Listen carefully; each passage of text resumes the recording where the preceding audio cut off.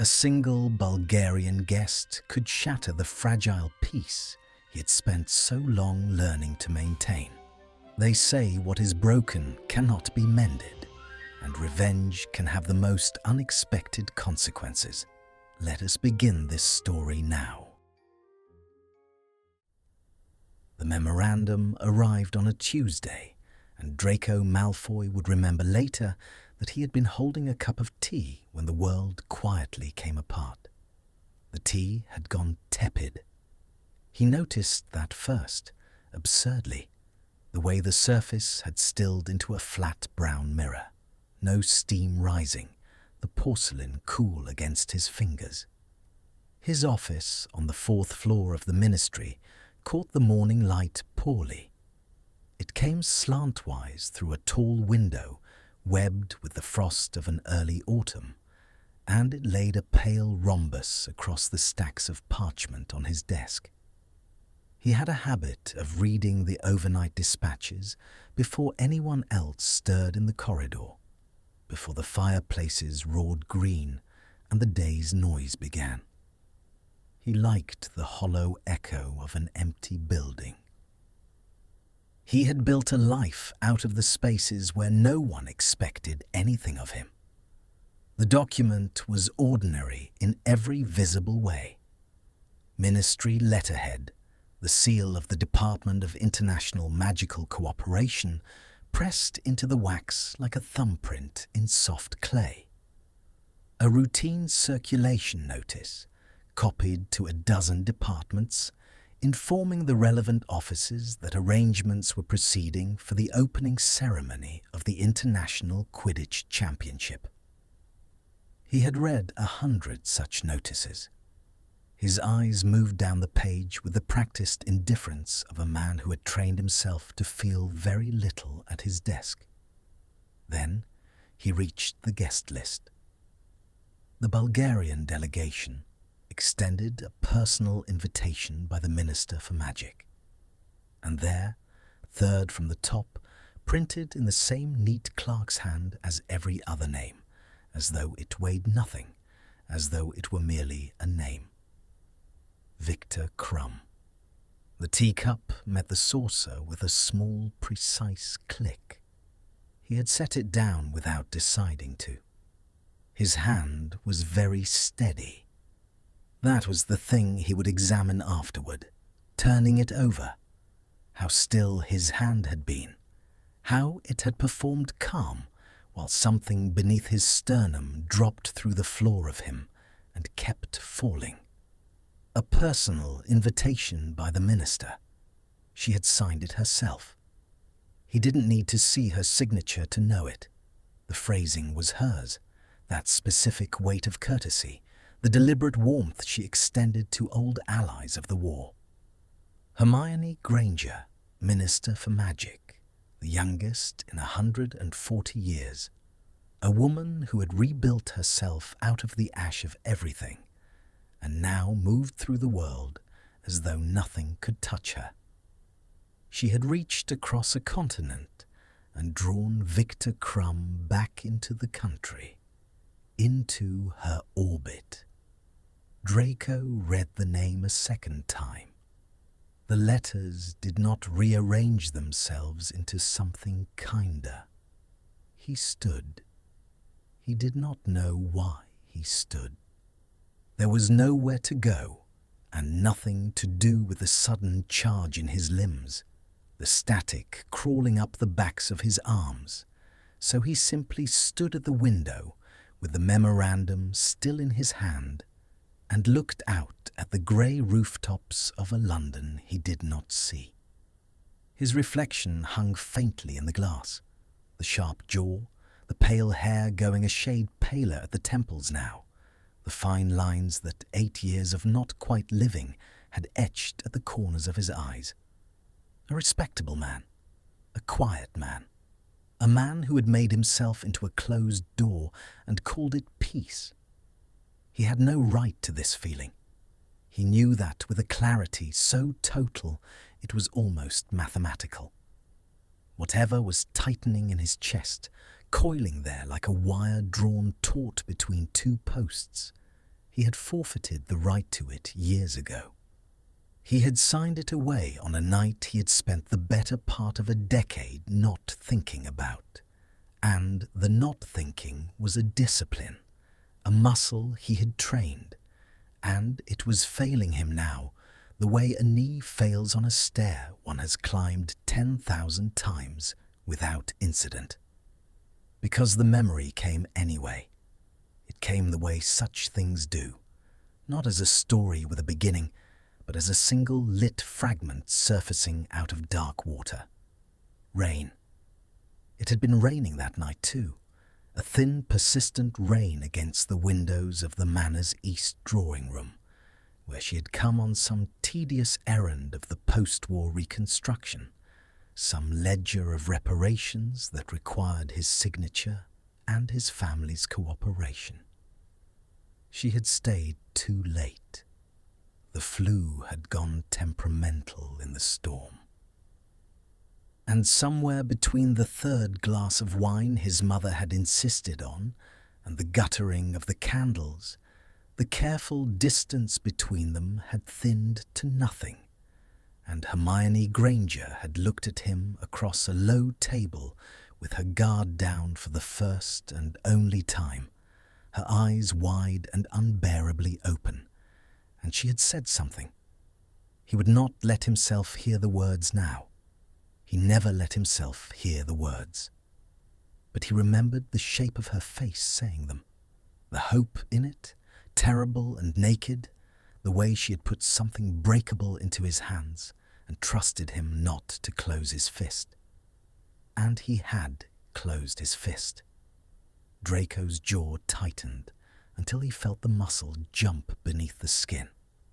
His knuckles had gone white around the memorandum, crushing the parchment into a crumpled fist of its own, and he made himself release it, finger by finger, and smooth it flat against the cold windowsill. The seal had cracked down the middle. Krum's name sat in the crease, folded, unfolded, indestructible. He had said things that night he could not take back. He had reached for the oldest, cruelest instrument he owned, the sneer, the wall, the boy who had spent his childhood learning that contempt was the safest weapon because it required you to feel nothing. And he had used it on her. He had watched the hope go out of her face like a candle pinched between two fingers. He had watched her gather herself, that terrible dignity of hers, assembling piece by piece over the wound. And he had watched her leave, and he had told himself it was mercy, that someone like her had no business wanting someone like him, that he was doing her a kindness, sparing her a mistake. He had believed it for perhaps a year. And then he had begun the long, slow business of understanding that he had not been merciful at all, that he had been afraid. That fear wearing the mask of nobility was still only fear, and that the kindest thing he could have done was to be brave for the length of a single sentence, and he had not managed it. She had never spoken to him of it again.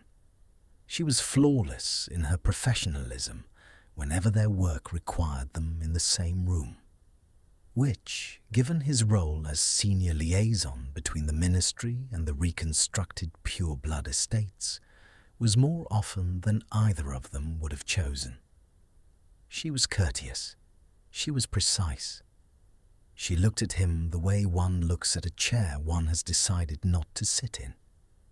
And he had told himself that was fine, that this was the arrangement he had built and deserved.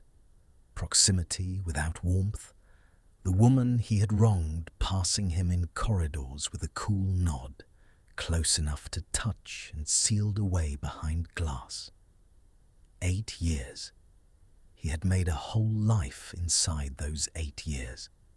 And it had held, the way a frozen lake holds, until this morning, until a clerk's neat hand had written a Bulgarian name onto a circulation notice, and the ice had made a sound.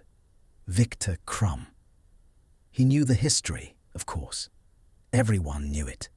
The Yule Ball, the 4th year, the international sensation who had chosen Hermione Granger out of a castle full of admirers when she was 15 and bushy-haired, and beneath everyone's notice except his. It had been in the papers again years later, a rekindling that came to nothing, a summer of letters, a visit. Draco had read those columns with a curled lip and a lie in his own chest, the lie that it was distaste he felt and not something with far sharper teeth. Krum had chosen her when she was a child, and Draco had unchosen her when she was a woman offering him her whole heart across a candlelit table in the rain.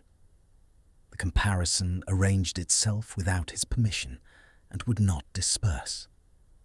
There was a knock. He did not turn. His assistant's voice muffled by the door. The schedule, the morning's meetings, the minister's office had confirmed the coordination briefing for Thursday. Would he be attending?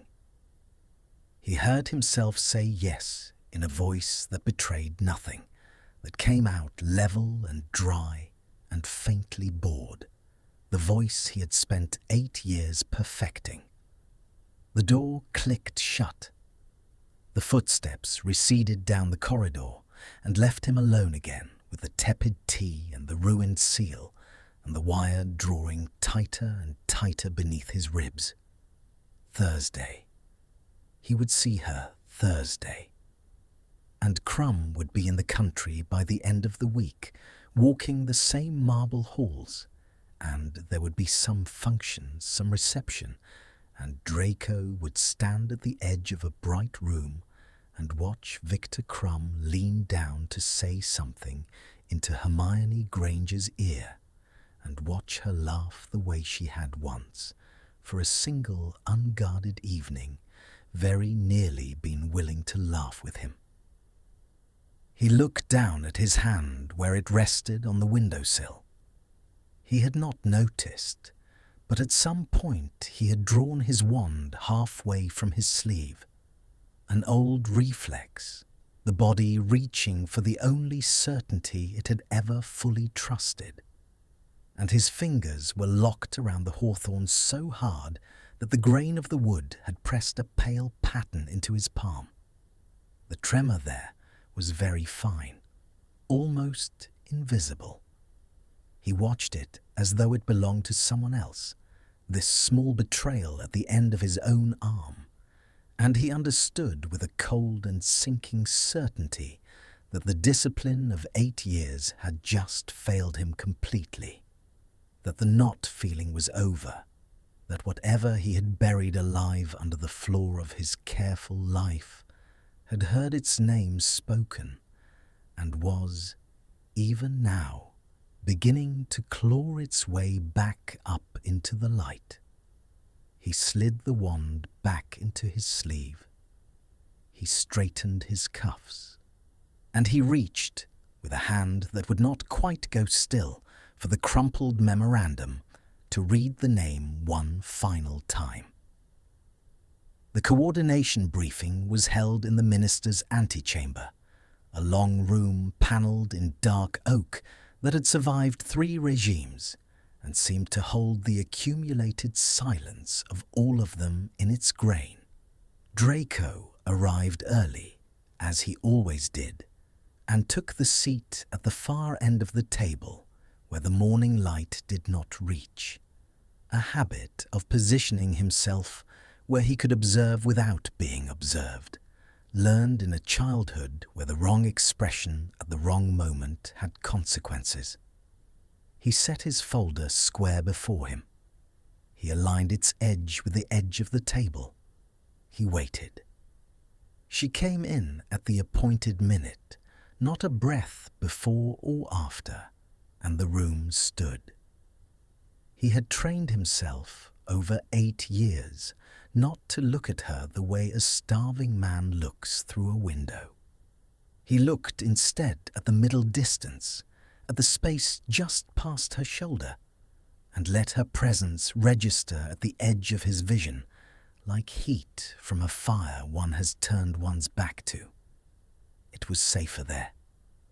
But some traitor part of him catalogued her anyway in the half-second of her entrance. The deep plum of her robes, severe and expensive. The hair she had long since learned to command, pinned now in a way that looked effortless and had certainly cost effort. The manner she wore like armour, that particular ministerial stillness she could summon to quiet a room of shouting men. She had grown into her power the way a blade grows into its edge. There was nothing of the girl left in her carriage. And yet he knew. He was one of perhaps 3 people alive who knew that the girl was still in there, that he had once watched her surface and reach out and be struck down for it. "Thank you all for coming," she said, and took her seat at the head of the table. Her eyes moved down the assembled faces, courteous, efficient, and passed over him without the smallest catch, the way water passes over a stone worn smooth. "We have a great deal to arrange, and very little time in which to arrange it." The briefing began. Logistics of the opening ceremony, the security cordon around the pitch, the accommodation of the international delegations, the press arrangements, the protocol of the receiving line. Draco listened with a fraction of himself and gave his report when it was called for. The estates would host 2 of the visiting parties, the wards had been inspected, the arrangements were in hand, and his voice came out precisely as level as he required it to be. She thanked him. She did not look at him when she thanked him. She looked at her notes. He watched her hands as she spoke. He had always watched her hands. It was the one indulgence he permitted himself, because hands could be observed under the cover of attention to the meeting, and hers were expressive in a way the rest of her had learned not to be.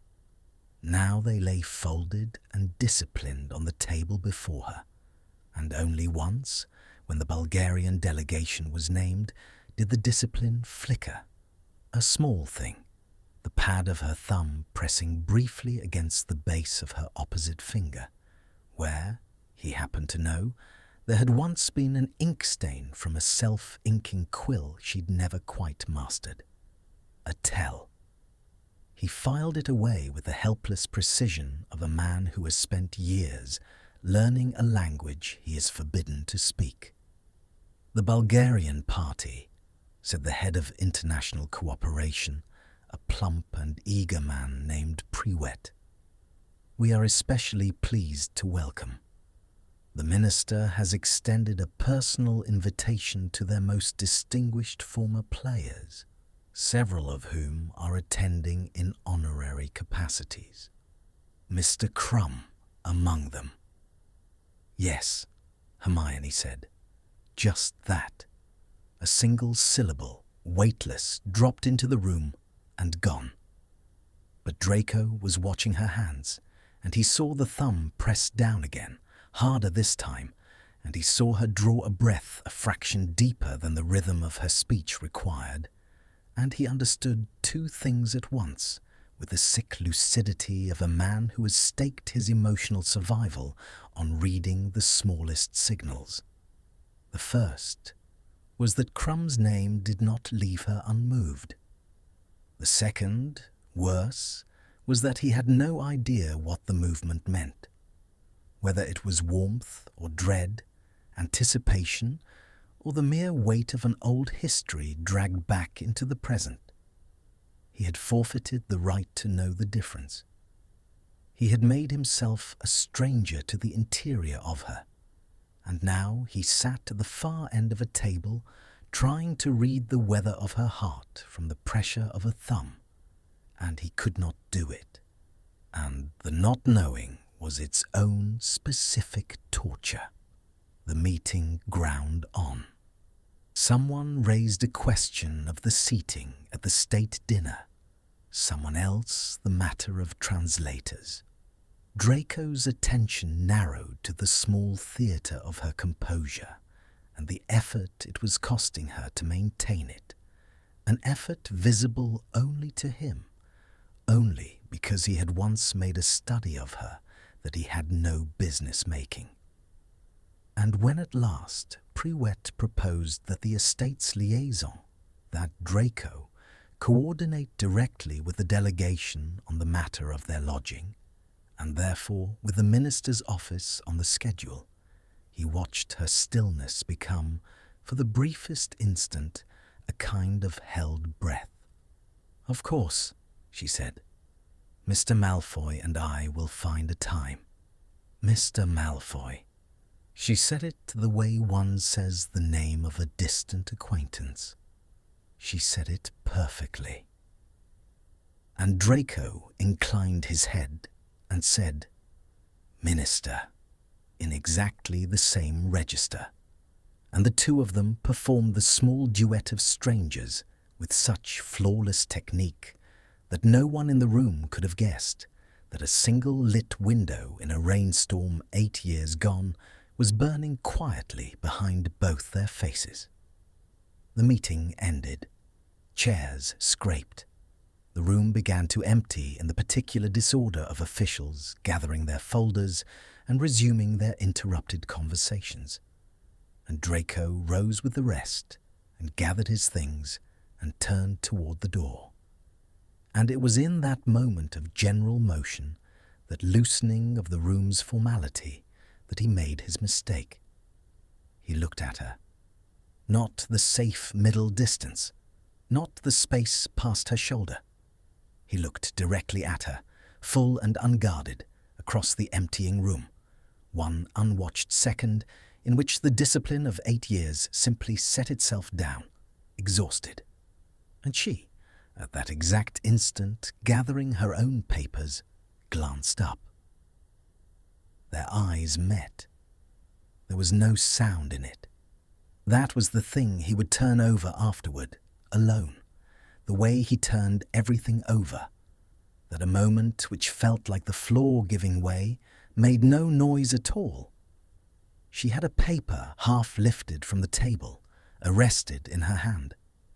He had one arm halfway into the sleeve of his coat, and between them stretched a length of oak table and 8 years and one unforgivable night, and across all of it her gaze held his and did not immediately let go. He had expected coldness. He had earned coldness. He had built his whole equilibrium on the reliable machinery of her coldness. But this was not that. This was something raw and startled that neither of them had authorized. A current that leapt the gap the instant their eyes aligned, and in it he saw, or thought he saw, or desperately wished he saw, a flicker of the girl in the drawing room, the one who had looked at him with her whole unguarded face before he taught her never to do it again. It lasted perhaps a second and a half. It felt geological. The static of it crawled up his spine and stood the hair on his arms. Then her jaw set. He watched it happen, watched her retrieve herself the way she had retrieved herself that night, the composure reassembling piece by piece over whatever the moment had exposed, the shutter coming down behind her eyes. She finished lifting the paper. She squared her stack against the table with 2 sharp taps. And when she spoke, her voice was pure minister, cool and final, addressed to the room at large, though her eyes had not quite left him. "Mr. Malfoy, my secretary will send round sometimes." "I'll make myself available," he said. "I'm sure you will."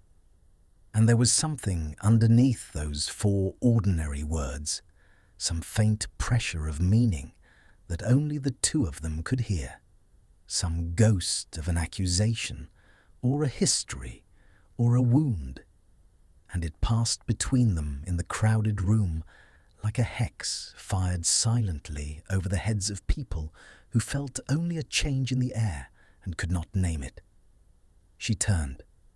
She walked out through the far door, her plum robes whispering against the oak floor, her spine very straight, and she did not look back. Draco stood with one arm still in his coat sleeve and made himself finish the gesture. He shrugged the coat onto his shoulders. He fastened the single button. He picked up his folder. And he was aware, in the aftermath, of his own heartbeat, in a way he had not been aware of it in years. A heavy, insistent knocking against his ribs, as though something locked in there were rapping to be let out, and of the cold sweat of the hawthorn wand against his forearm where his sleeve had ridden up, the wood having somehow found its way half into his grip again without his permission. The room emptied around him. Pre-Wet said something jovial on his way past, and Draco answered it without hearing his own words.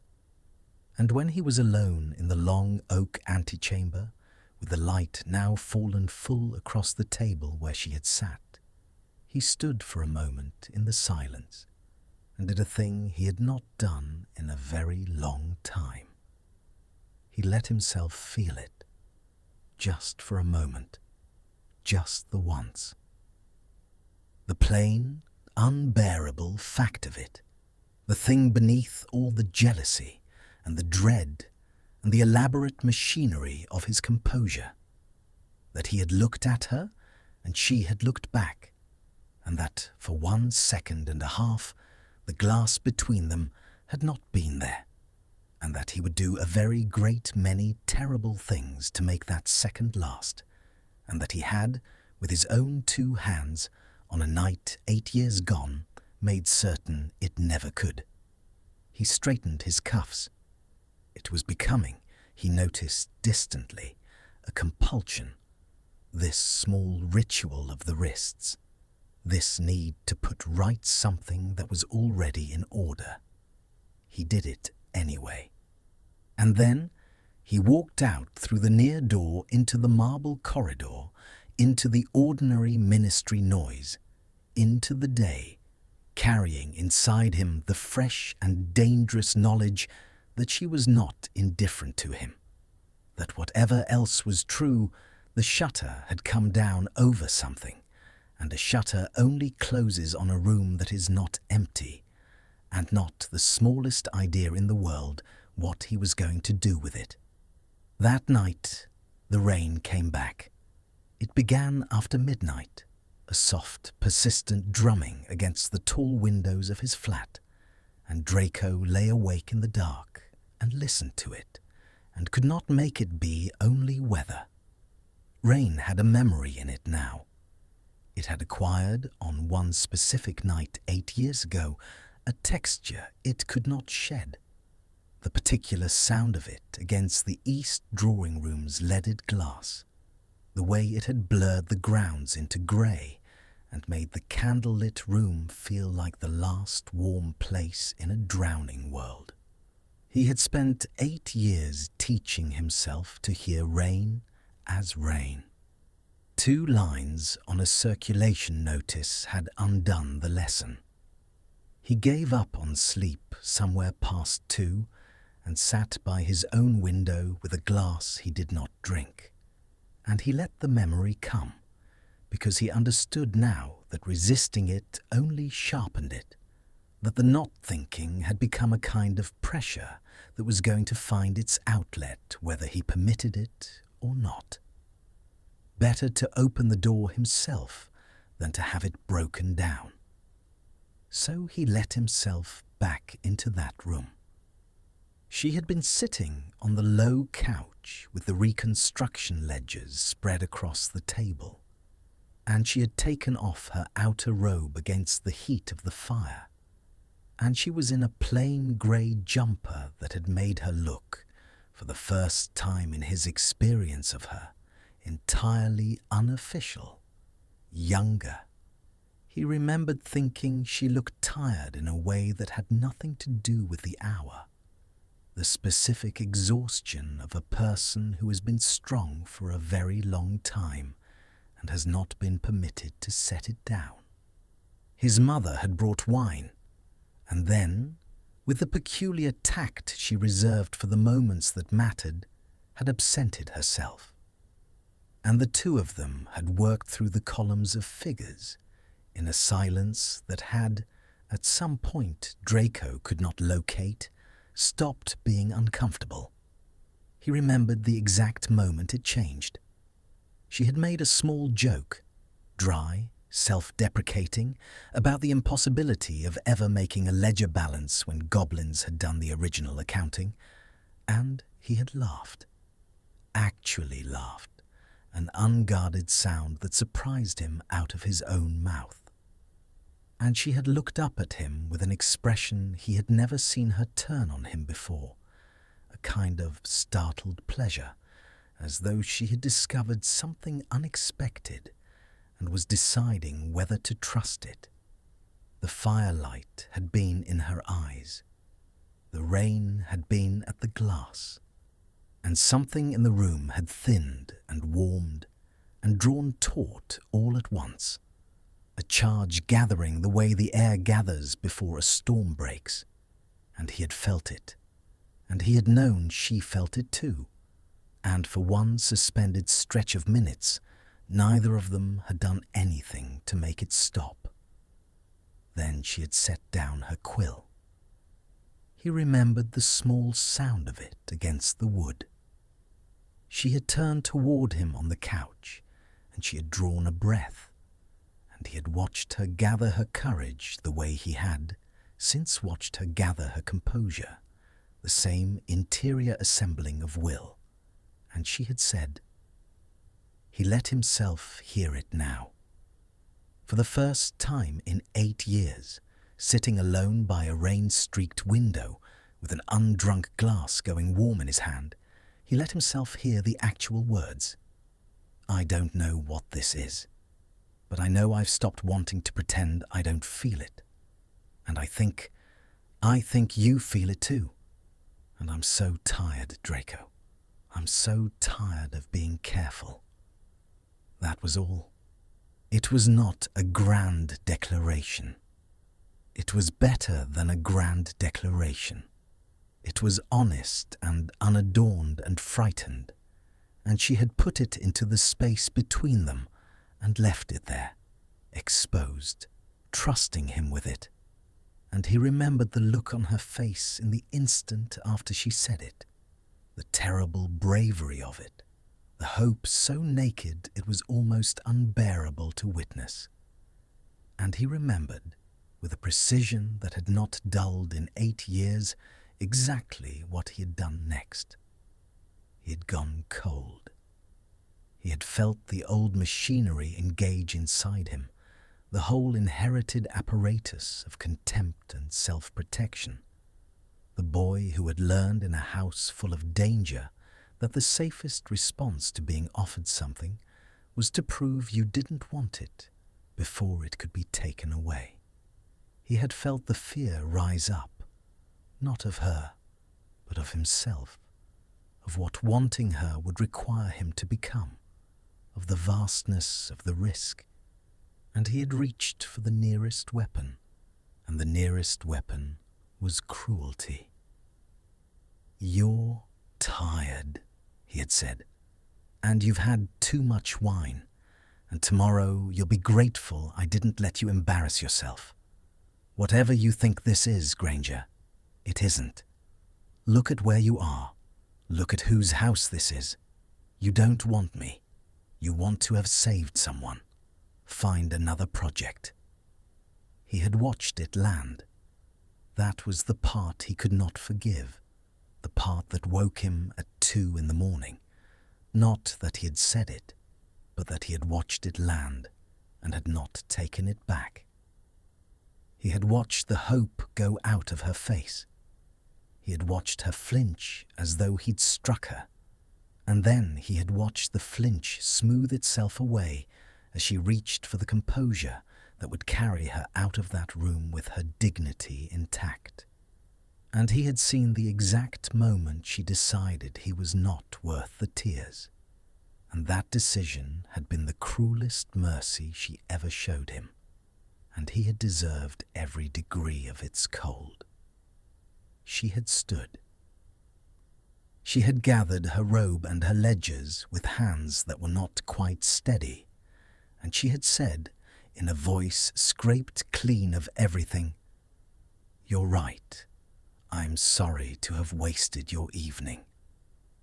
And she had walked to the flue, and the flue had been temperamental in the storm, and she had had to stand there for a full 90 seconds waiting for it to catch, while he sat frozen on the couch and said nothing, did nothing, let the silence do the rest of the work his words had begun. And then the green flames had taken her, and she was gone, and he had sat alone in the ruined warmth of that room, and understood already in the first hour that he had done something he would not be able to undo. He had told himself the lie for a year, that it was mercy, that someone rising as she was rising had no business being weighted with someone sinking as he was sinking. It had even been partly true, and that was what had made the lie survivable, the grain of real logic in it, the way it let him wear his cowardice as nobility. But logic had not accounted for the 8 years. Logic had not predicted that he would watch her from the far ends of 100 tables and feel the same thing every time, worn smooth by repetition, but never, not once, diminished. Logic had not warned him that a man could build an entire respectable life on top of a single wrong choice, and feel the choice pulsing beneath the floorboards of it every single day, patient, undying, waiting. The rain went on against the glass. He understood now what he had not understood at the antechamber table that afternoon, or rather, he understood it more fully. The meaning of that press of her thumb, that shutter coming down over something. She was not indifferent. But her guardedness was not a mystery he had any right to feel wounded by. It was a wall she had built, brick by brick, on the foundation of one night when she had offered him her unguarded self, and he had thrown it back in her face. He had taught her that lesson. He had been an excellent teacher. And whatever survived behind that wall, and something did survive, he had seen it leap the gap in that single geological second. It was armored now precisely against him, because he had shown her, definitively, that he was the one person in the world she could not afford to be soft toward. A knock at the door of his memory. A fact he had been holding at arm's length all evening finally arriving. The delegation's schedule had been confirmed that afternoon, forwarded to his office among the day's dispatches, and he had read it standing up and put it face down on his desk and left the office rather than sit with it. He made himself think of it now. The Bulgarian party would arrive by international port key on Friday. 3 days. Krum would be in the country in 3 days, and there was a reception at the ministry on Friday evening to welcome the delegations. And Draco was on the list of required attendees in his capacity as estate's liaison. And Hermione would be there as minister and as host. And Krum would cross a bright room toward her with the ease of a man who had once been chosen, who had letters and a summer and a whole warm, uncomplicated history to stand on. And Draco would stand at the edge with a glass in his hand and watch it happen. He set the undrunk wine on the sill. His hand, he noticed, was steady now. The tremor of the afternoon had passed, replaced by something colder and more settled, a resolve he did not yet have a shape for. He had spent 8 years believing that the kindest thing he could do for her was to stay behind his glass, to be the stranger she needed him to be, to never again inflict the burden of his wanting on a woman he had already wounded once. He had called that decency. He was beginning to suspect, sitting in the dark with the rain in his ears, that it had been only the same cowardice wearing a new mask, that staying safely behind the glass required nothing of him and risked nothing of him, and that a braver man would have found some way in 8 years to at least say the one true thing he had never said, that he was sorry, not the polished apology of an official who has caused an inconvenience. The other thing. The thing he had never once let himself say aloud, to her or to anyone, or even fully to himself, that he had been given, on a rainy night, the single most important offer of his life, and that he had refused it out of fear, and that he had regretted the refusal every hour of every day for 8 years, and would go on regretting it until he died. He had never said it, because saying it changed nothing and cost him everything. It would strip away the last of the fiction that he was at peace, the fiction that held his careful life together. And now Viktor Krum was coming, and the fiction was cracking anyway, on its own, without his permission. And Draco sat in the dark and understood that the choice he had been avoiding for 8 years was about to be forced upon him whether he was ready or not, because in 3 days he would stand in a room and watch another man reach for the one thing he had thrown away, and he would have to decide, in that room, with everyone watching, whether he was still the kind of man who chose fear. He reached out and pressed his palm flat against the cold window pane, against the runnels of rain sliding down the other side of the glass, and he held it there until the chill of it ached in the bones of his hand, and he did not move it away. Friday arrived the way an execution arrives, slowly and then all at once. The reception was held in the atrium, transformed for the occasion out of all recognition. The great hall that by day churned with the grey traffic of the ministry had been made over into something borrowed from a dream. Floating candles hung in constellations beneath the vaulted ceiling, their light doubling in the polished black floor so that the guests seemed to walk on a still lake of stars. The fountain of magical brethren had been re-gilded and set running with a wine-dark water that caught the candlelight and threw it back in flecks of copper. The pillars had been dressed in the colours of the visiting nations. Somewhere, a string ensemble played something Viennese and restrained, and the murmur of 200 conversations rose and mingled with it into the particular sound of a room full of powerful people being careful with one another.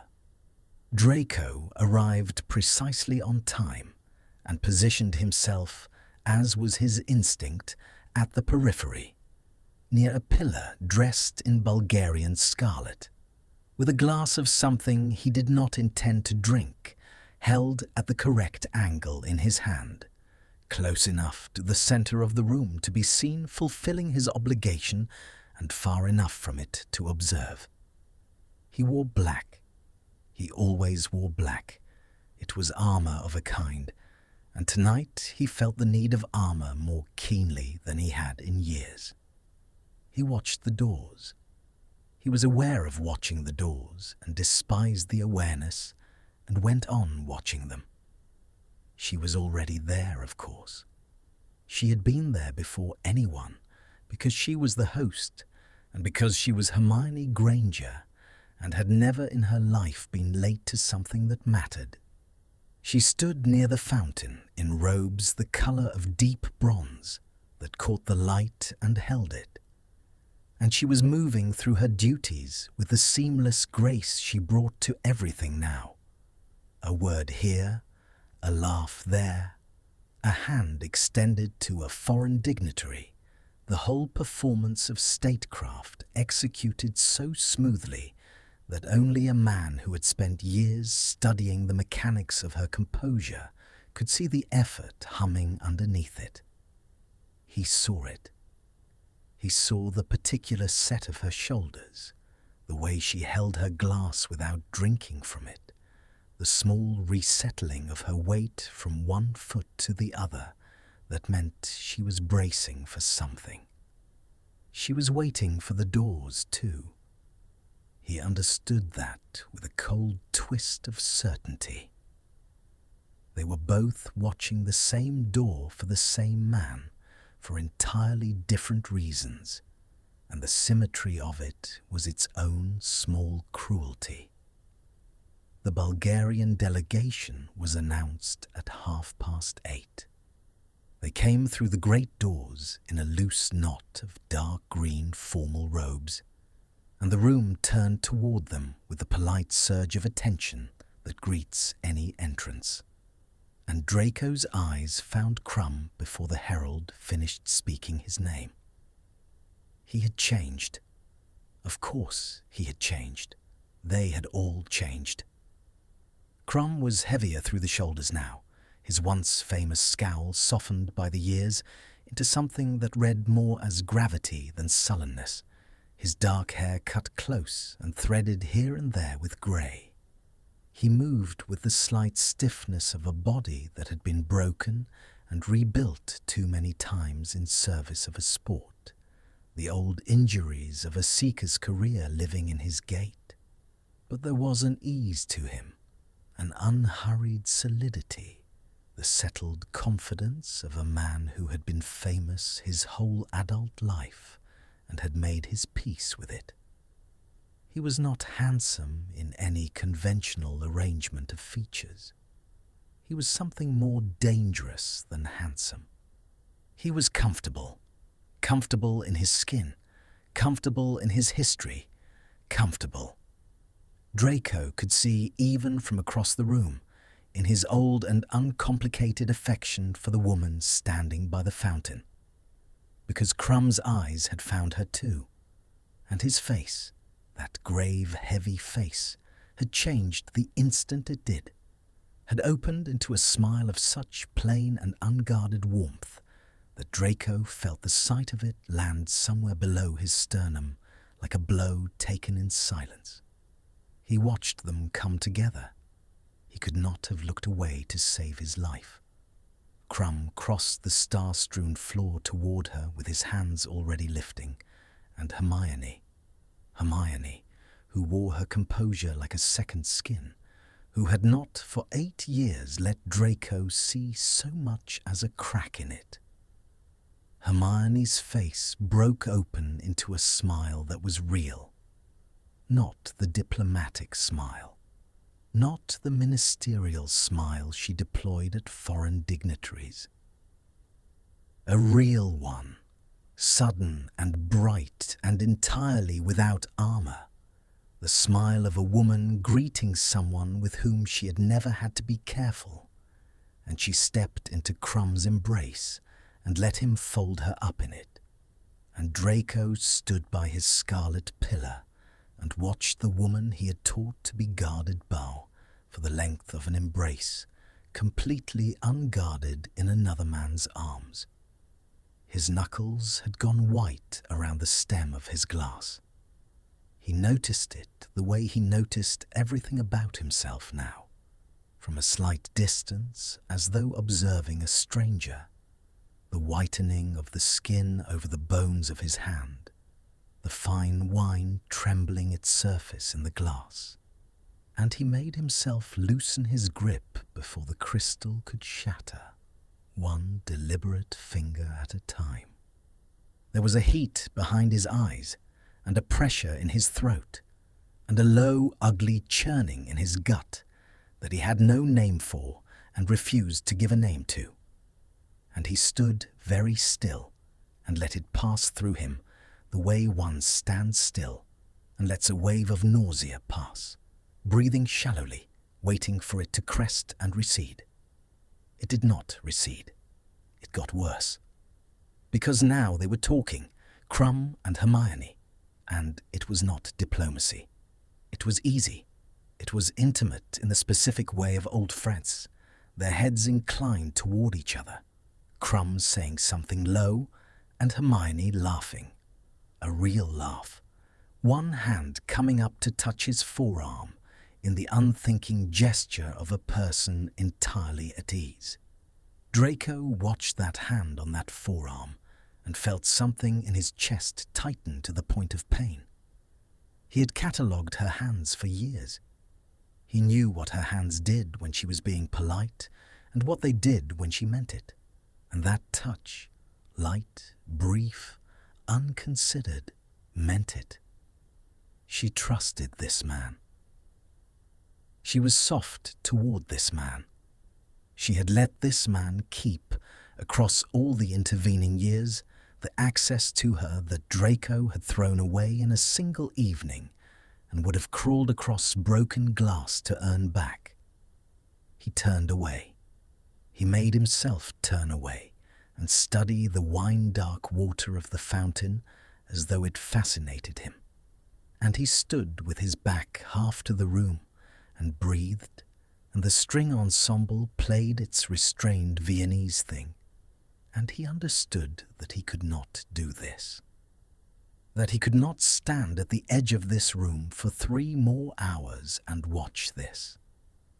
That the discipline of 8 years, which had survived war and disgrace, and the slow grey erosion of a diminished life, was not going to survive the sight of Hermione Granger touching Viktor Krum's forearm and laughing like a girl who had never been wounded. "You are not drinking your wine." The voice was directly beside him, low and accented and unmistakable, and Draco's whole body went rigid before his mind had caught up to the fact that Viktor Krum was standing at his shoulder, having crossed the room without Draco marking it, having appeared at his side like a thing summoned by the intensity of Draco's not looking. He turned. He composed his face in the half-second of turning. It was a skill he had, the instant assembly of a neutral expression. And he found himself regarding Krum from a distance of perhaps 2 feet, the two of them slightly apart from the crowd by the fountain, the candlelight moving on the dark water beside them. "Mr. Krum," Draco said. His voice came out level. He was distantly proud of how level it came out. "You have a good memory for faces. For some faces." Krum's dark eyes moved over him with a frank, unhurried assessment, and there was no hostility in it, which was somehow worse than hostility would have been. "Malfoy, the Tri-Wizard. You veer a boy then. You made a badge, I think. Potter stinks." A small dry twist of the mouth that might have been amusement. "You veer not a kind boy." "No," Draco said. "I wasn't." Something flickered across Krum's face at that. A slight surprise, a recalibration, as though he had expected a denial and been given a plain admission instead and did not quite know what to do with it. He looked at Draco a moment longer, and then his gaze moved, unhurried, deliberate, across the room to the fountain, to the bronze-robed figure of Hermione, now speaking with the Bulgarian ambassador. And it lingered there with an expression Draco could read all too clearly, because it was the same expression he could feel arranged on his own face whenever he permitted himself to look at her. And then Krum's eyes came back to Draco, and there was a new quality in them now, a sharpness, a dawning understanding. "You vatch her," Krum said. It was not a question. It was said quietly, almost gently, a simple observation offered without accusation, and it landed on Draco with the force of a physical thing, because there was no possible answer to it that would not be a lie or a confession. And Krum went on looking at him with those steady, dark eyes that had spent a career learning to track the smallest motion of a snitch across a stadium, and had, in the space of 2 minutes, tracked the truth across Draco's carefully neutral face. And Draco stood there by the wine-dark water with the candlelight trembling on its surface, and his glass held at exactly the correct angle in a hand that had begun, very slightly, once again, to shake. Draco did not answer him. There was no answer that would survive being spoken aloud, and so he let the silence stand between them, and Krum, to his credit, did not press it. The Bulgarian regarded him a moment longer with that steady, unsettling perceptiveness, and then he inclined his head, a small courtesy, almost a concession, and said only, "We are here a week.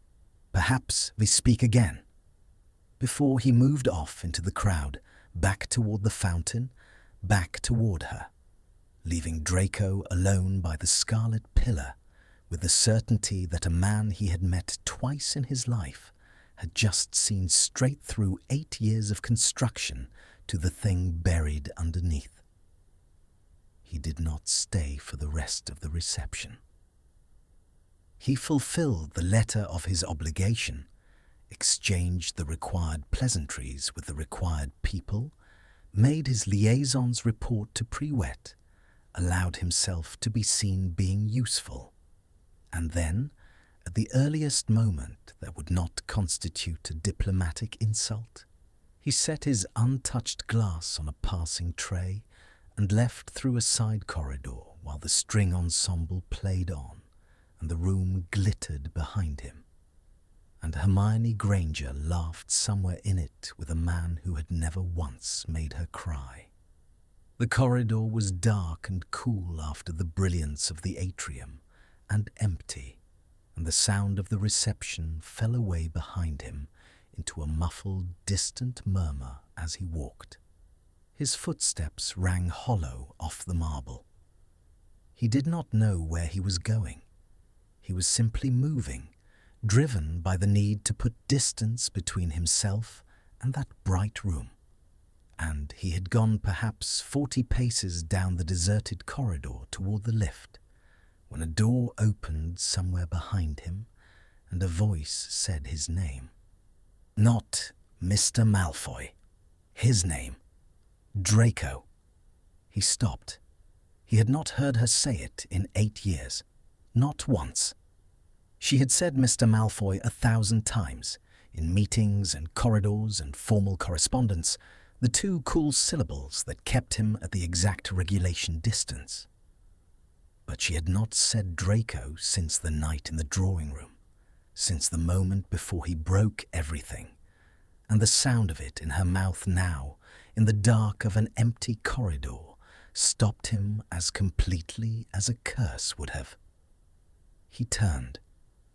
She stood a dozen feet away in the mouth of a side passage, and she had come out of the reception without her armour on. That was the first thing he understood, looking at her. The ministerial gloss was gone. Whatever had driven her out of that bright room after him had stripped it off, and what stood before him now was closer to the woman from the drawing room than anything he had been permitted to see in 8 years. Her jaw set hard, her eyes bright with something that was not quite anger and not quite grief, but was made of both. Her composure not merely cracked, but abandoned, deliberately, as though she had decided that whatever this was going to be, she was done doing it politely. "You left," she said. "I fulfilled my obligations. I saw no reason to—" "Don't." The word came out low and sharp and cut his sentence off clean.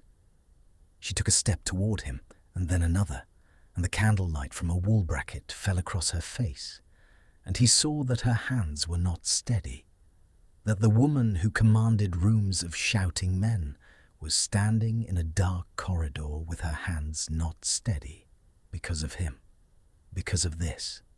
"Don't give me the liaison's answer. I have listened to you give me the liaison's answer for 8 years. I stood in that room, and I watched you watch me, and then I watched you leave the moment Viktor spoke to me, and I am tired, Draco." Her voice caught on the word, on that specific word, the same word she had used in the drawing room, and Draco felt the ground move under him because he knew she had chosen it deliberately, that she was throwing the past directly into the space between them. "I am so tired of pretending I don't notice." "Notice what?" he said, and it came out rough, not the level voice at all. The level voice was gone. "That you can't look at me."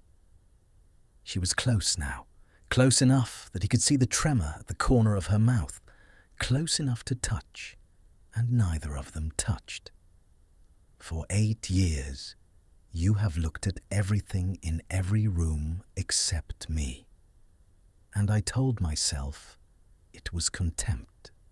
I let myself believe it was contempt, because contempt was survivable, because I could build a life on top of your contempt and never have to think about—" She stopped. Her throat worked. When she went on, her voice had dropped to something barely above a whisper, and it shook. "And then Viktor's name goes onto a list, and suddenly you're watching me across every table in the building, and tonight you looked at me like—" She could not finish it. She shook her head once, a sharp, furious motion. "So no. You don't get to give me the liaison's answer. Not tonight. Tell me what it is you think you're doing." The corridor was very quiet. Far away the reception murmured on. A candle guttered in its bracket and steadied.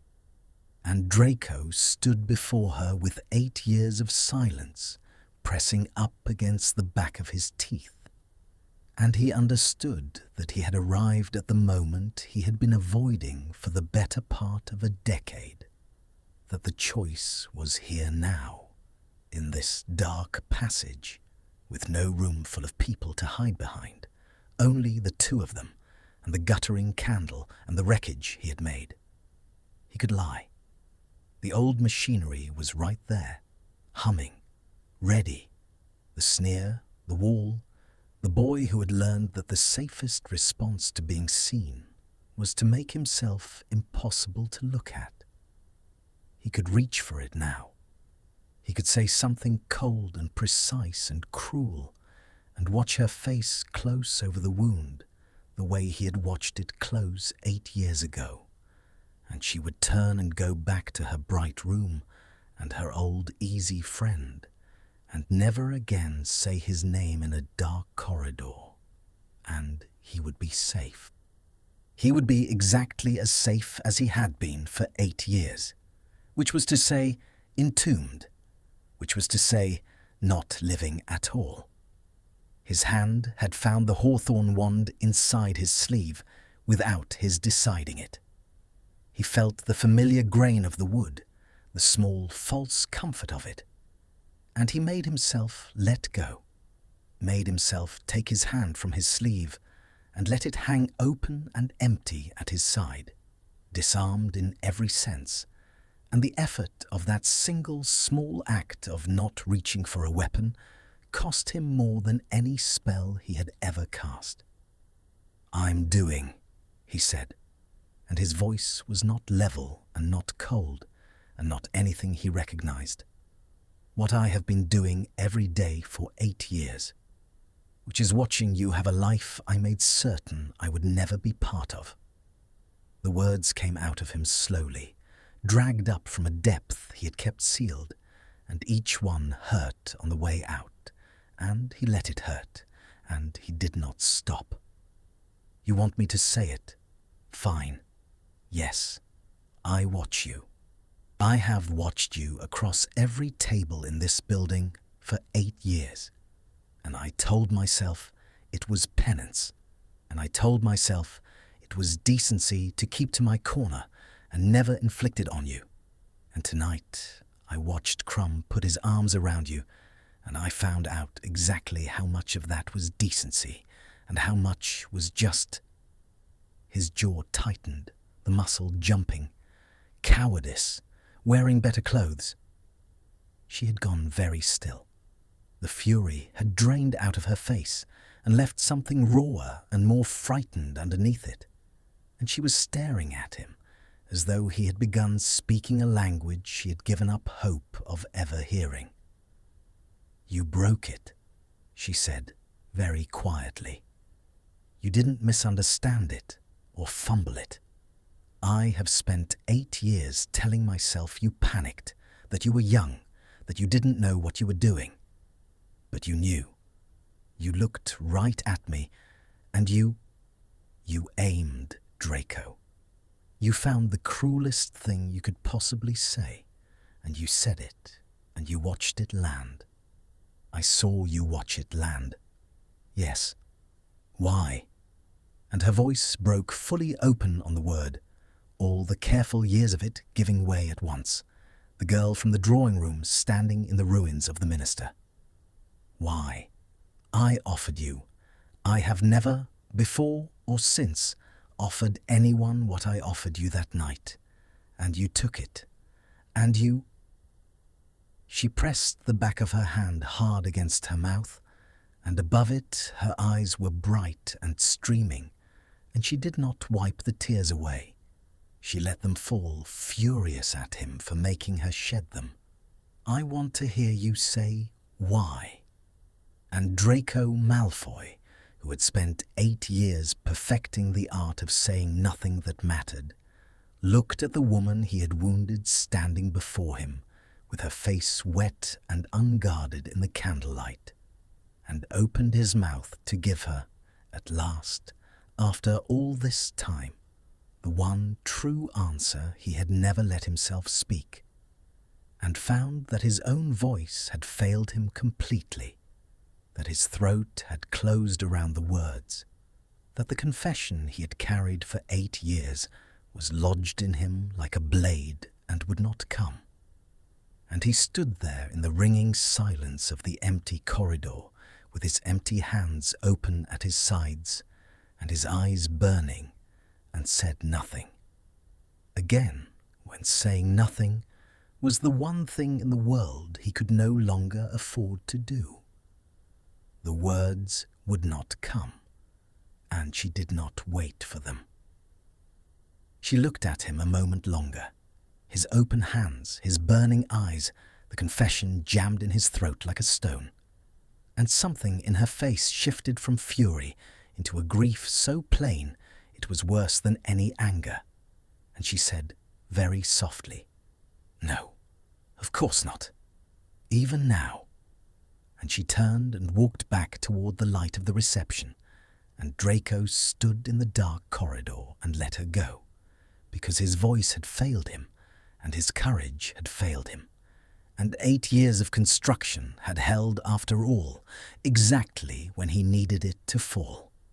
He heard the door open ahead of her, heard the reception swell briefly louder, heard it fall to a murmur again as the door swung shut behind her, and then he was alone with the guttering candle and the hollow ring of his own breathing off the marble, and he understood that he had done it again.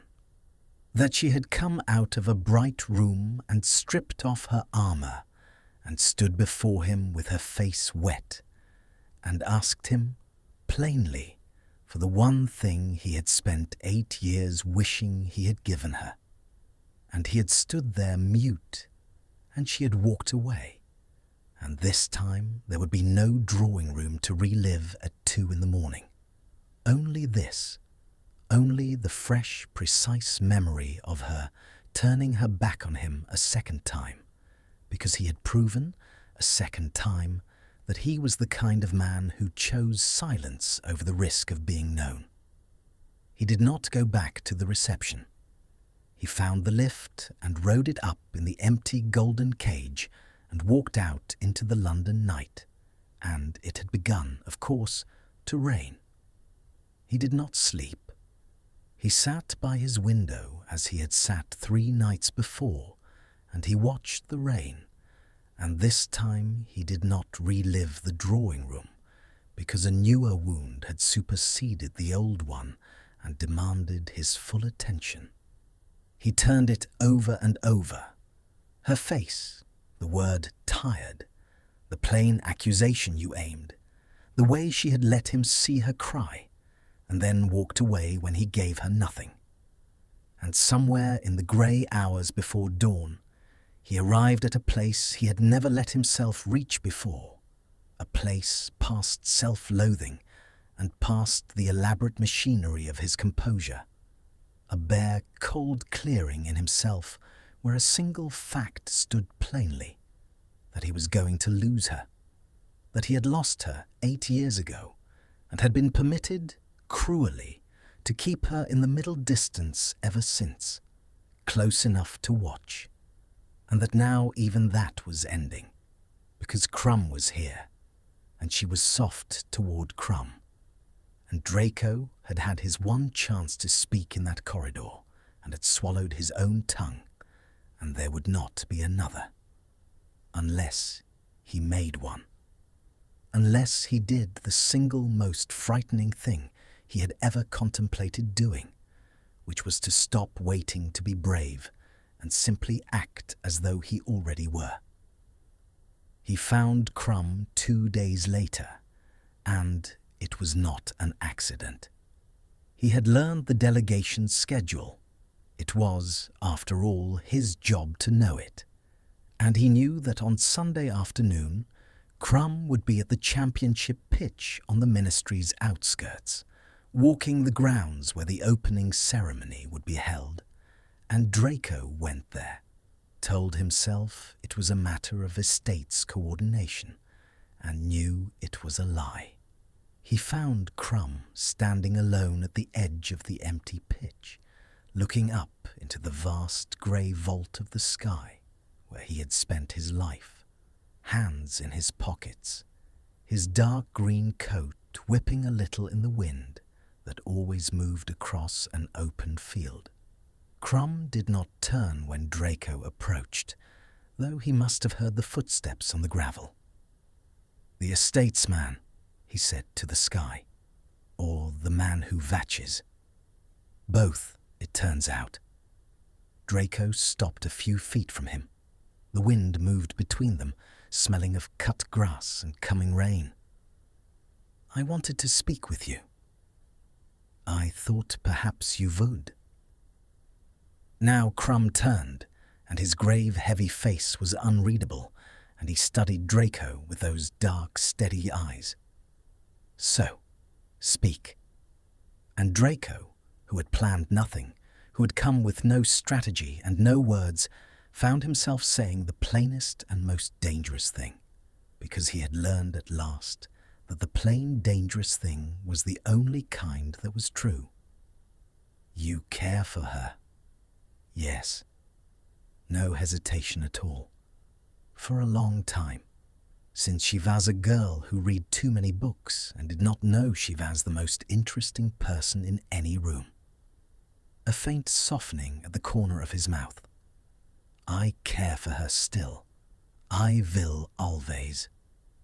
The words went into Draco like cold water, and he stood in them and made himself stay standing. "Then I've no business saying what I came to say." "And yet you will say it." Krum's eyes had not left his face. "Because you did not come here to ask me my intentions. You came here because you are drowning, and I am the only person in this country who knows it. So," he tilted his head almost kindly, "say it." Draco looked at him, at this comfortable, solid man who loved her openly and without apparent fear, who had loved her for 15 years and said so as easily as reporting the weather. And he felt the full weight of everything he had thrown away. And the strange thing was that it did not make him hate Krum. It made him envious past bearing, but it did not make him hate him, because there was nothing in Krum to hate. There was only a man who had done the thing Draco had failed to do, which was to love her plainly and let it be known. "I did to her," Draco said slowly. "8 years ago, the cruelest thing I have ever done to anyone. She offered me—" His throat tightened. He pushed through it. "She offered me herself, honestly, without any armor on. And I was afraid of what wanting her would make me have to become.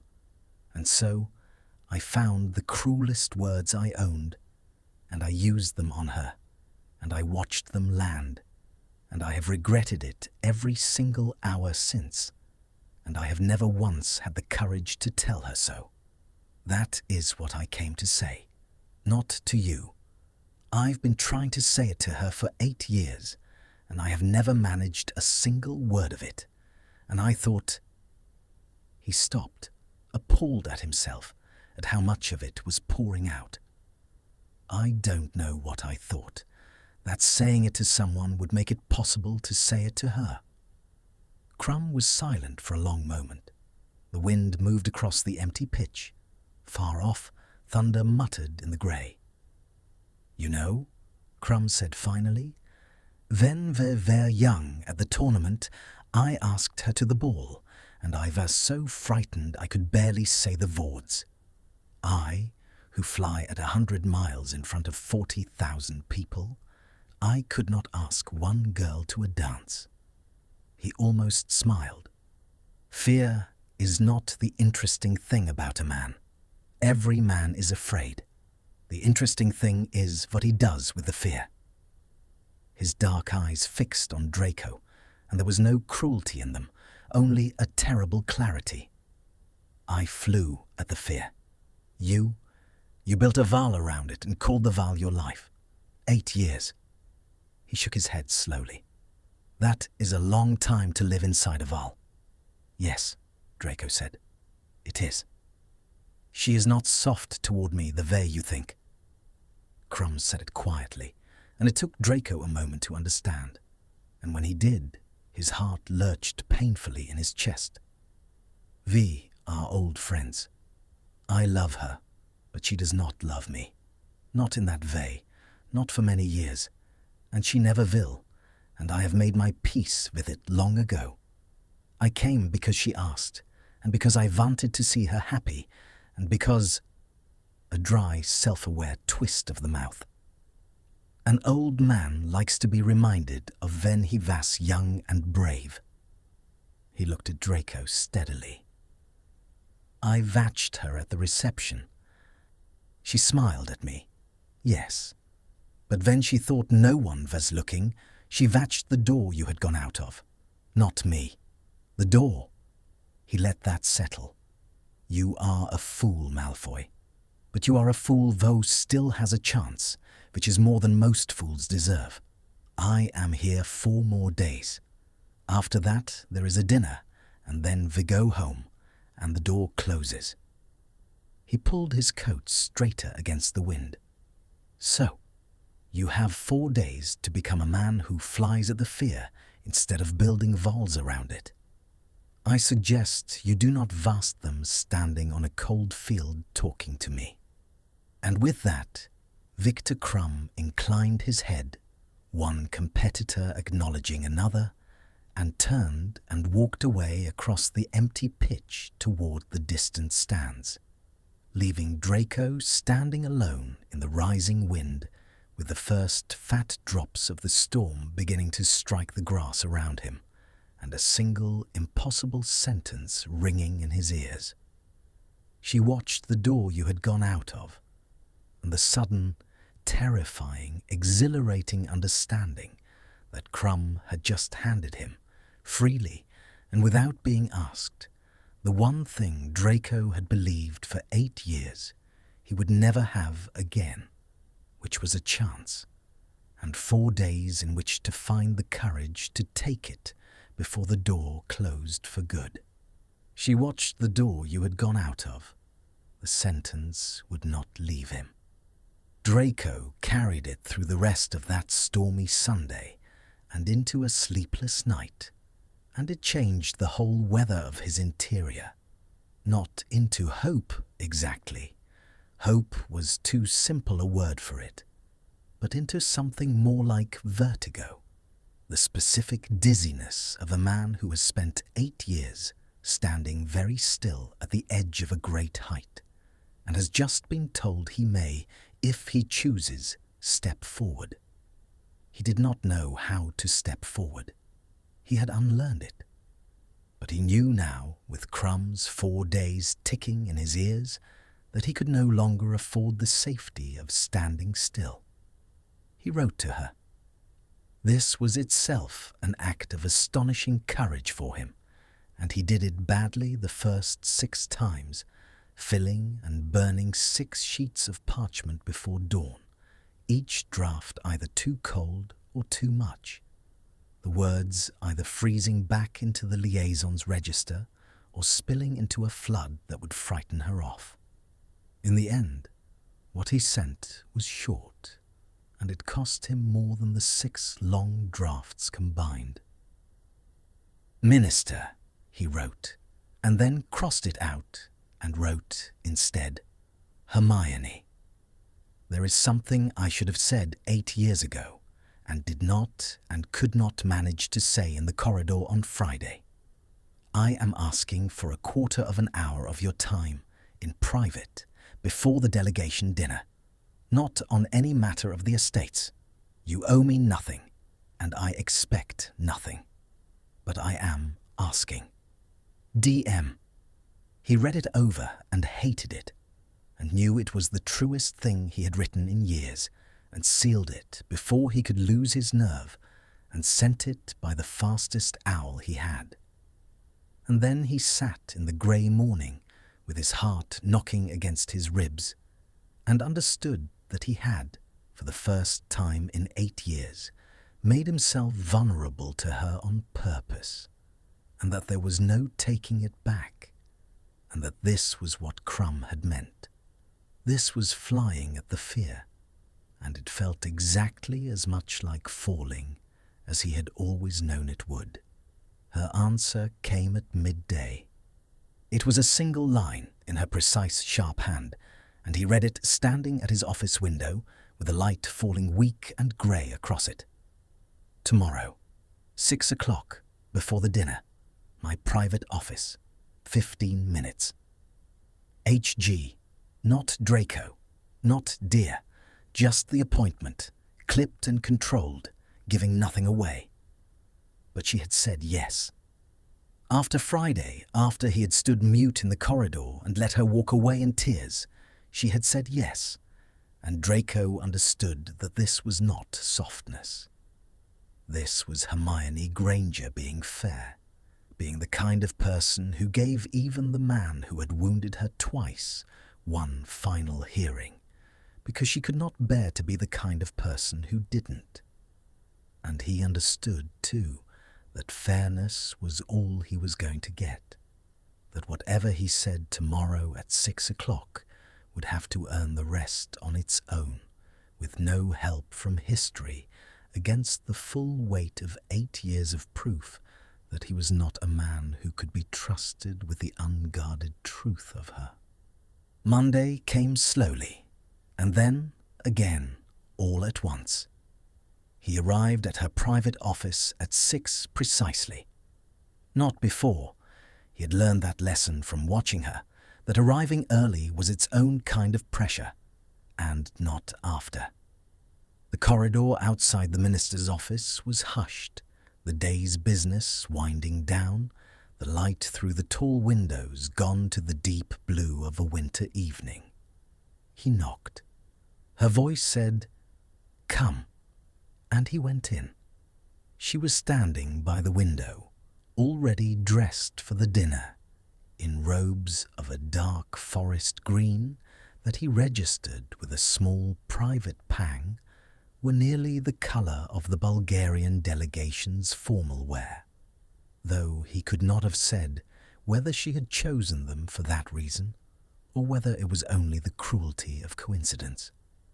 The office was warm and quiet, lined with books, lit by a low fire and a single lamp, and it smelled of wood smoke and old parchment, and the faint dry rose of whatever she wore. She did not sit. She did not offer him a seat.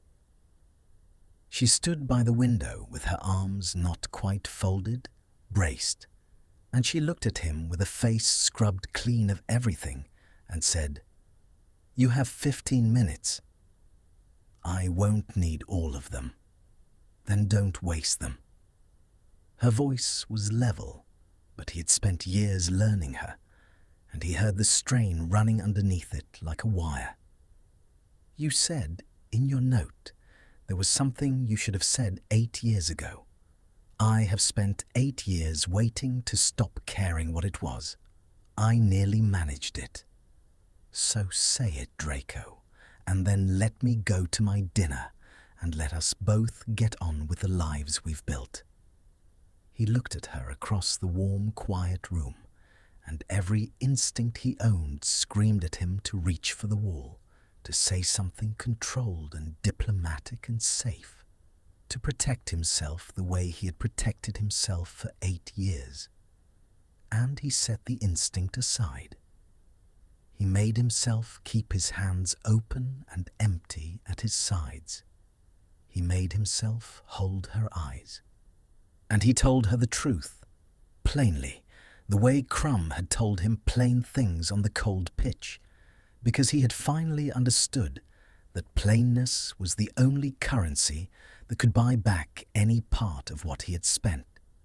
"That night in the drawing room," he said, and his voice was not steady, and he let it not be steady. "You offered me the truest thing anyone has ever offered me, and I wanted it. That's what I have never told you. That's the thing I've been carrying for 8 years. He drew a breath. It shook. "I didn't turn you away because I didn't want you. I turned you away because I wanted you so much, it frightened me past anything I knew how to survive. I had spent my whole life learning that wanting something was the fastest way to lose it, that the safe thing was to want nothing and need no one. And you sat there in the firelight and asked me to want you out loud in front of you where you could see it. And I couldn't. I wasn't brave enough. So I found the cruelest thing I could say, and I said it, and I watched it hurt you, because a boy who has been taught only cruelty reaches for cruelty when he's frightened. And you walked out, and I have regretted it every hour of every day since, and I have watched you for 8 years from across every room in this building, and I never said any of this, because saying it couldn't undo it, and because I was still, even then, even after everything, too much of a coward to risk being seen wanting you, and turned away." He stopped. The fire cracked in the grate. The blue evening pressed against the windows.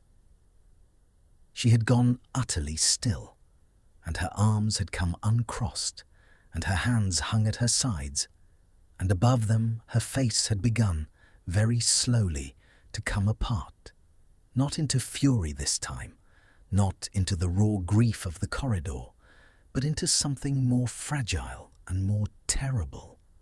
A kind of stunned defenselessness, as though the one thing she had armored herself against all these years was the possibility that he might mean it.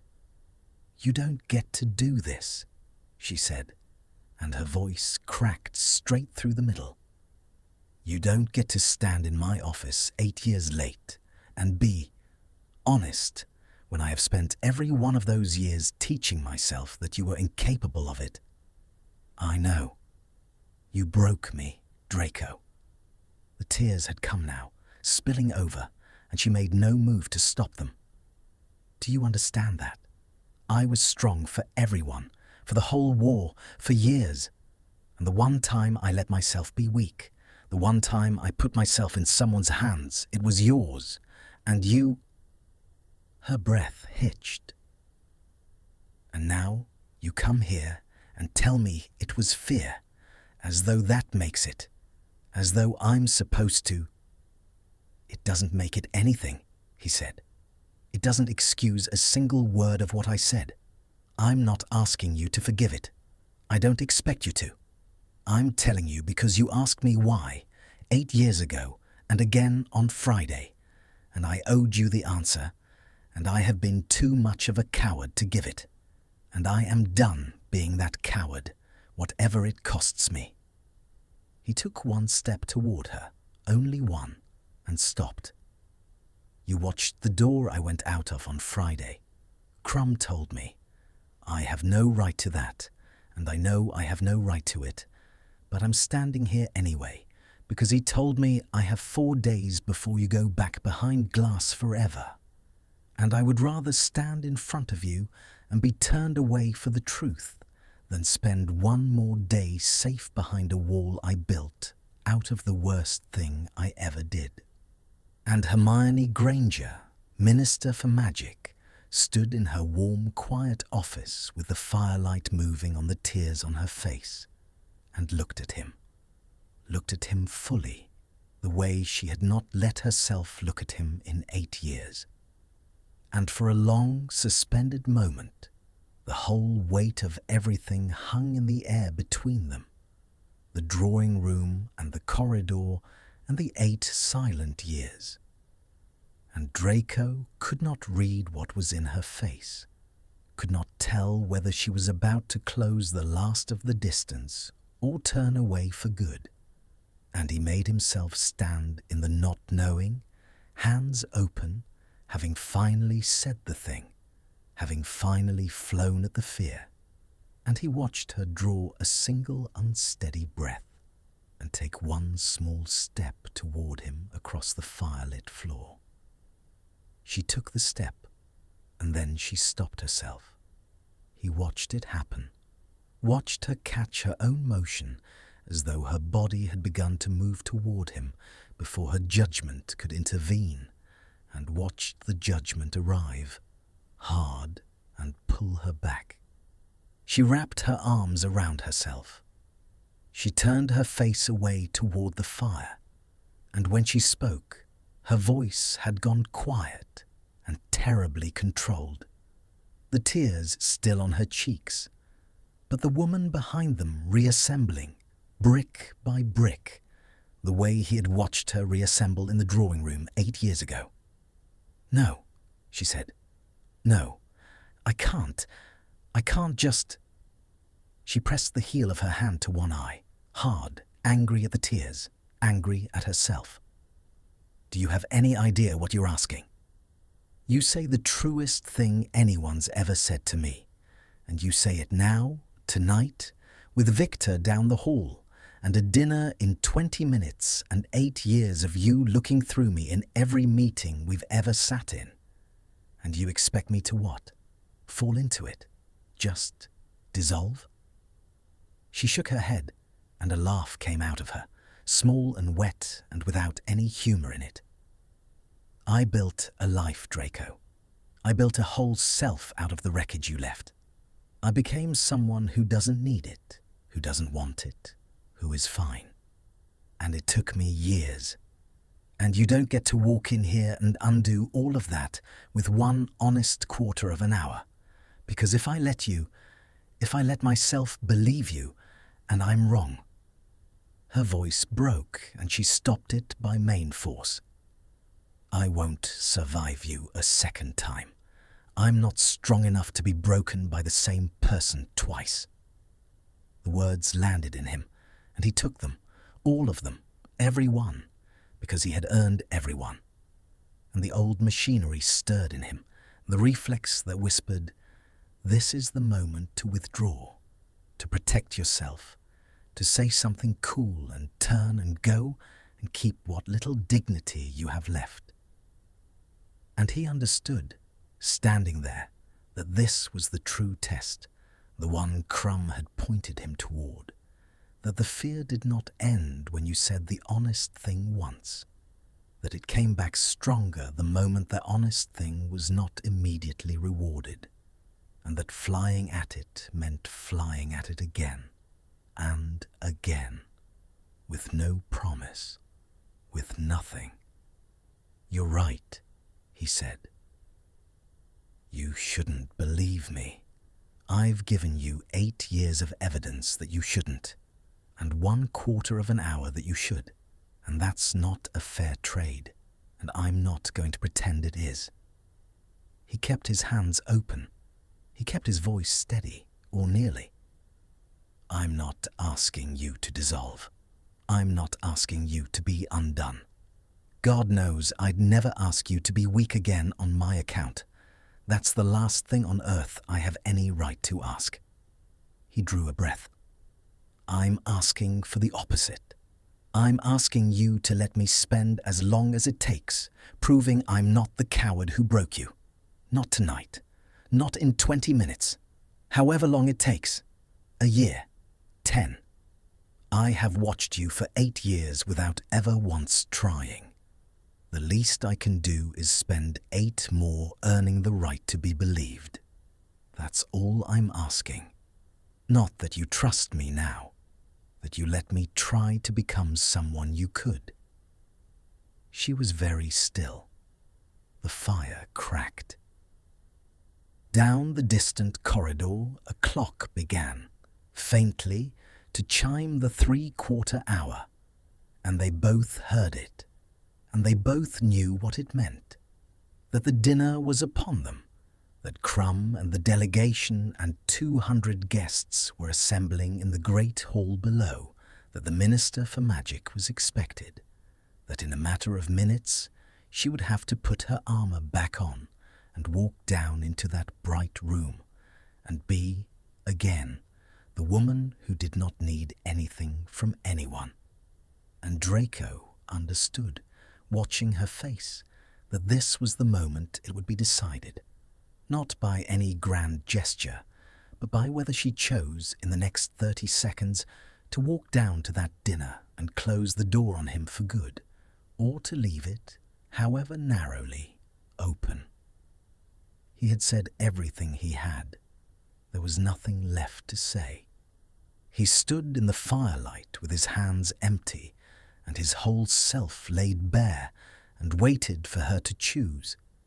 And he did not reach for the wall, and he did not reach for the wand, and the not reaching was the hardest and bravest thing he had ever done. She wiped her face. She straightened. He watched the minister begin to return to her, the shoulders squaring, the spine lengthening, and his heart dropped, because he thought he knew what it meant, thought he was watching her armor up to walk away, and he braced himself to accept it, to let her go a 3rd time, to have flown at the fear and fallen, and to bear it. But she did not walk to the door. She stood where she was, half in armor and half out of it. And she looked at him for a long moment with an expression he could not read, weighing something, deciding something, at war with herself, in a way he could see plainly, because for once she was letting him see it. And then she said, very low, not quite steady, "Say it again." He did not understand. "Say, the part," she said, and her voice shook. "Where you wanted me, that night. Say that part again."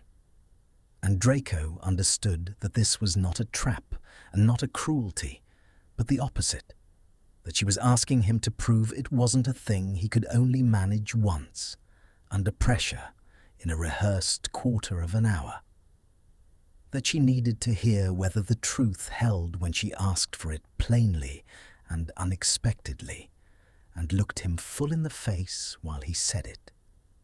And he did not hesitate, because for the first time in 8 years there was nothing left in him to hesitate with. The wall was down, the fear was still there, but he was flying straight at the center of it. "I wanted you," he said, and his voice did not break, and he held her eyes while he said it. "In the drawing room, in the firelight, with the rain on the glass. I wanted you more than I have ever wanted anything in my life, before or since.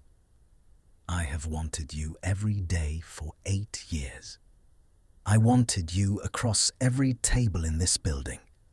I wanted you when I watched Krum put his arms around you and thought I would come apart where I stood. I want you now, standing in this room, more than I want my own dignity or my own safety, or the wall I've been hiding behind since the war. I have never stopped, not for a single day.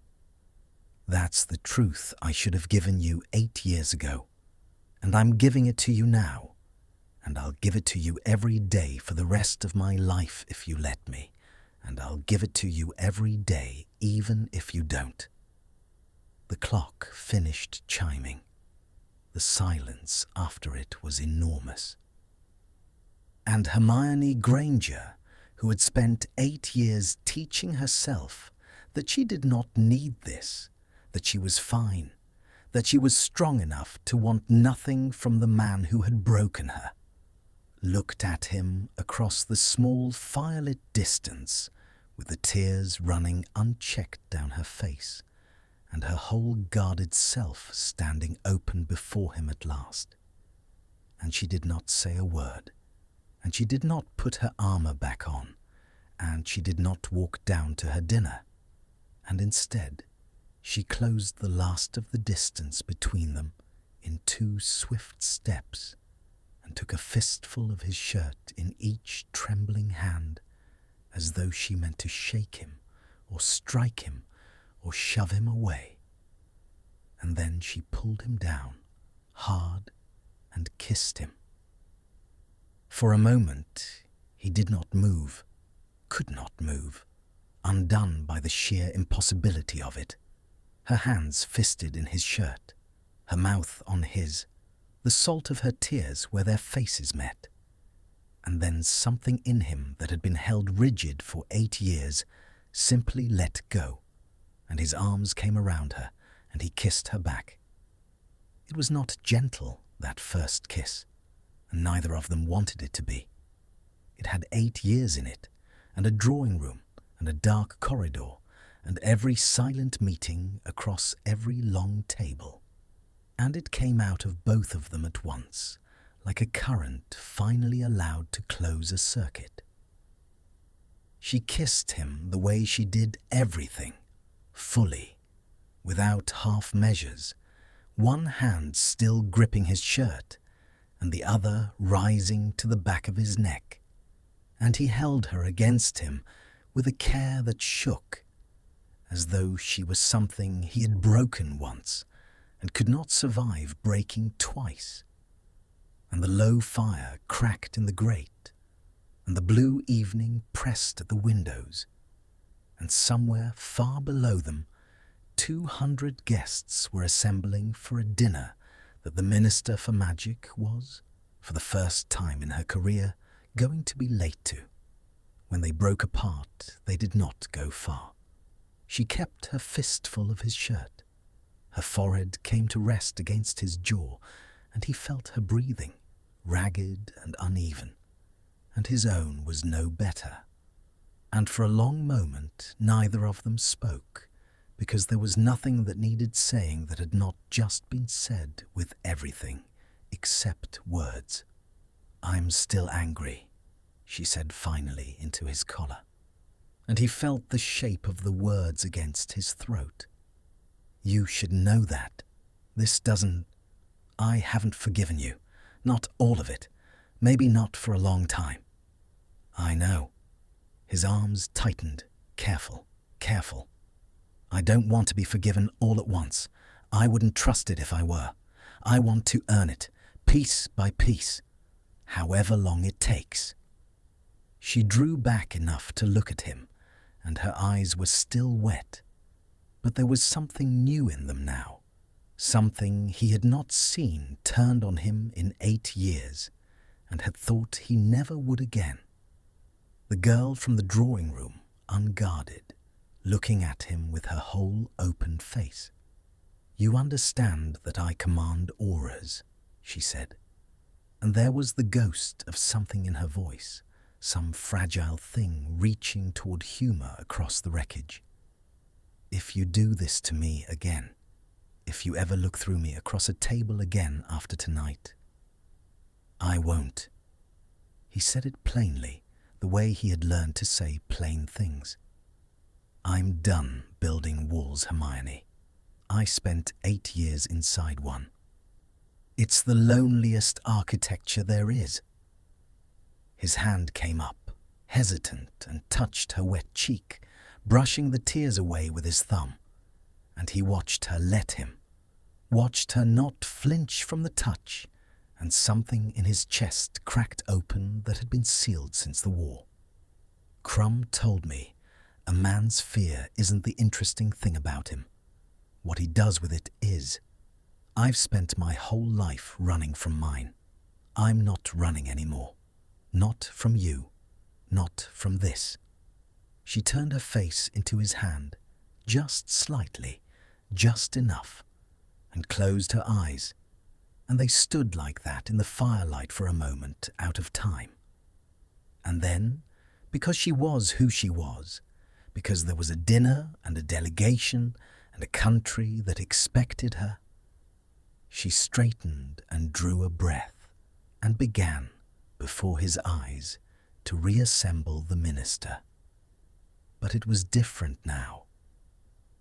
He watched her armor up and understood that this time the armor was not a wall against him. It was only the coat she wore to work, and underneath it, where he could reach it now, the woman was no longer sealed away. "I have a dinner," she said, wiping her eyes, steadying her voice, smoothing the front of her forest green robes with hands that were not quite steady yet. 200 people, Bulgarian delegation. I am the host, and I am already late." She looked up at him, and the corner of her mouth lifted, and it was the realest thing he had ever seen. "You're on the guest list. Estates liaison." "I am." "Then you'll sit through it," she said, "and you'll watch me be the minister, and you will not look through me. And afterward—" She paused, and he watched her decide to say it, watched her fly at her own small fear the way he had flown at his. "Afterward, you'll take me somewhere quiet, and you'll tell me the rest. All of it. The 8 years. I want to know what you did with them. I want to know who you became while I wasn't looking." Her voice caught. "I want to stop not knowing you, Draco. That's the thing I couldn't stand. Not the cruelty, the not knowing. You made yourself into a stranger and made me watch." "No more strangers," he said. "I'll tell you all of it. Every wall, every year, however long it takes." They walked down to the dinner together, though they parted at the doors so as not to arrive as anything the room could remark upon. She through the grand entrance to the swell of 200 guests rising, he through a side door to his place among the officials, and Draco took his seat and watched the Minister for Magic moved to the head of the great table, radiant and composed, and entirely in command.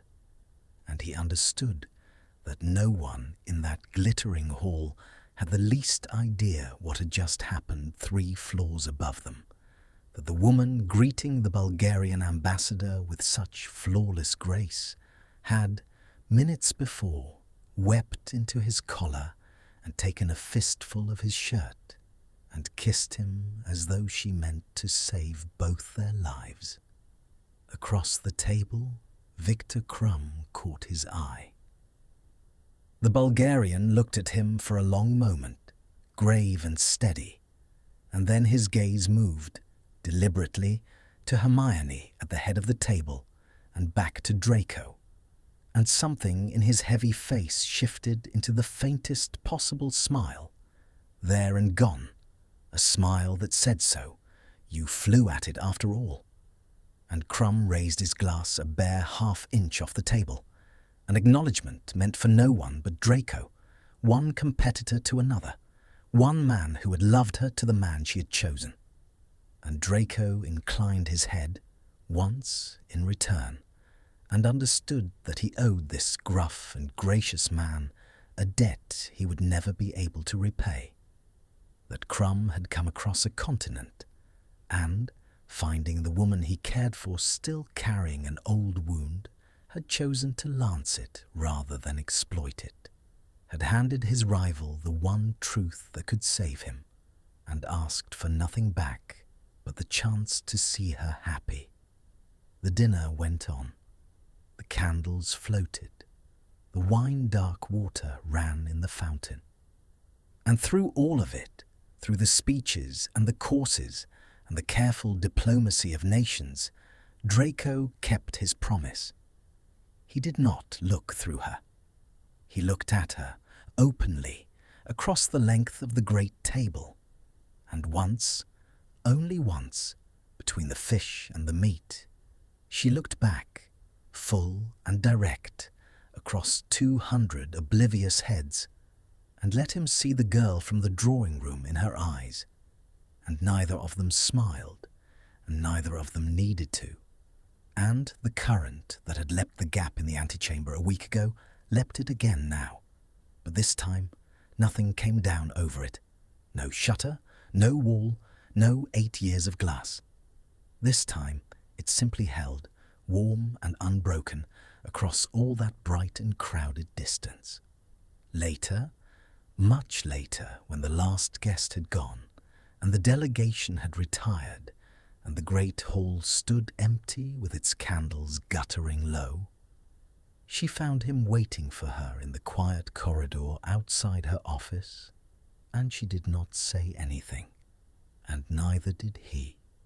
She simply took his hand, which she had never done, not once in 8 years, her fingers threading through his and holding on, and he closed his own around them, careful and sure, and they stood there together in the hush of the emptying ministry while the rain began, softly, against the high windows.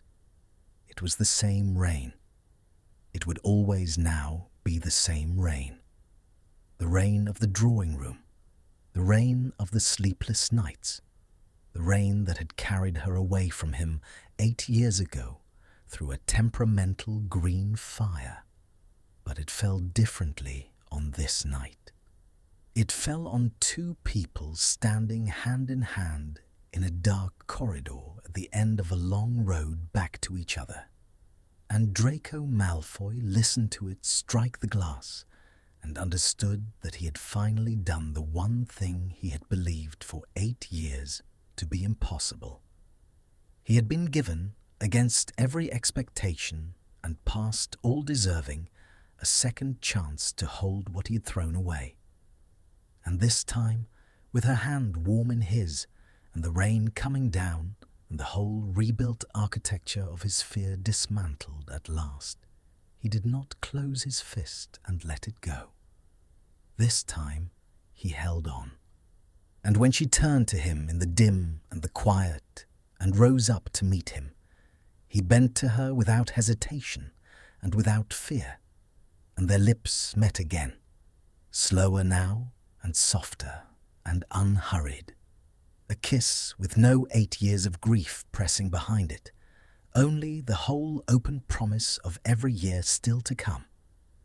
And outside the rain fell on, gentle and unending, and inside, at last, in the warm dark of a corridor at the heart of the sleeping ministry, the two of them held each other, and were, both of them, finally and completely home. Thank you for staying with this story until the end.